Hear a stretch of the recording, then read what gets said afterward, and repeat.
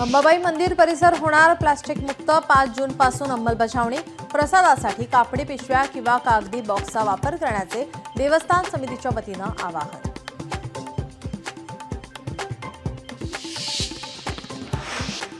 Kolhapur Miraj railway मार्गाच्या दुपदरीकरणाच्या सर्वेक्षणाला मंजुरी। सुमारे 47 किलोमीटरच्या दुपदरीकरणाला केंद्र सरकारची मंजुरी।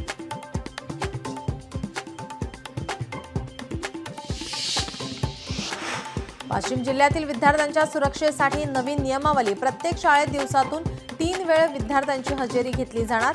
गैरप्रकार रोखण्यासाठी शिक्षण विभागाच्या उपाययोजना बंधनकारक।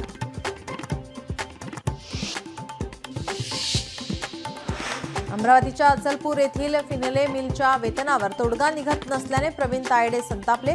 कामगारांचे वेतन द्या नाहीतर तुम्हाला फासावर लटकवणार। प्रवीण तायडे यांची मिल अधिकाऱ्यांना धमकी।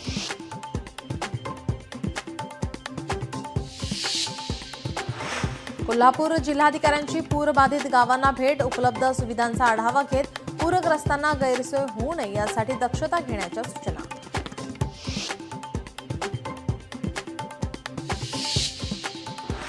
फायनान्स कंपनीच्या अधिकाऱ्यावर जीवघेणा हल्ला। थकबाकीच्या वसुलीसाठी गेलेल्या अधिकाऱ्यावर हल्ला। जालना शहरातील मिल्लत नगर जवळील घटना।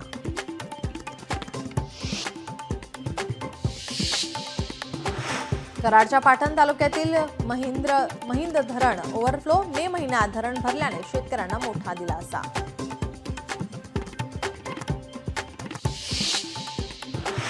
यवतमाळ जिल्ह्यात पावसामुळे उन्हाळी तीळ, भुईमूग, पपई पिकांचं नुकसान। आपत्ती विभागाने भरपाई द्यावी, शेतकऱ्यांची मागणी।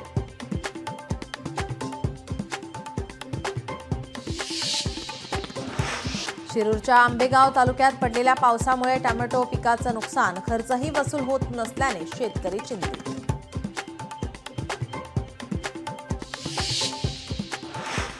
दक्षिण सोलापूर तालुक्यात पावसाची दमदार हजेरी। ओढ्यातील पाणी वाढल्याने शेतकऱ्यांच्या शेतात शिरलं पाणी।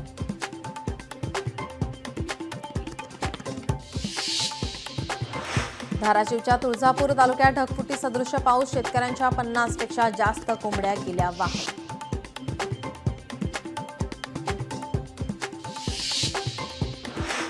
धाराशिवमध्ये मुसळधार पाऊस। नदीला पूर आल्याने अनेक गावांचा संपर्क तुटला। शेतकऱ्यांची खरीप पूर्व मशागतीची कामं ठप्प।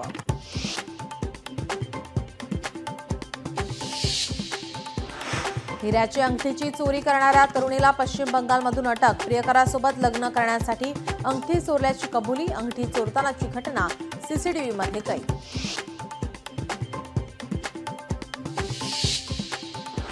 नागपूरमध्ये भर रस्त्यावर तलवार घेऊन दहशत निर्माण करणाऱ्या तरुणाला अटक। कळमना पोलीस पथकाची कारवाई। आरोपीकडून तलवार जप्त।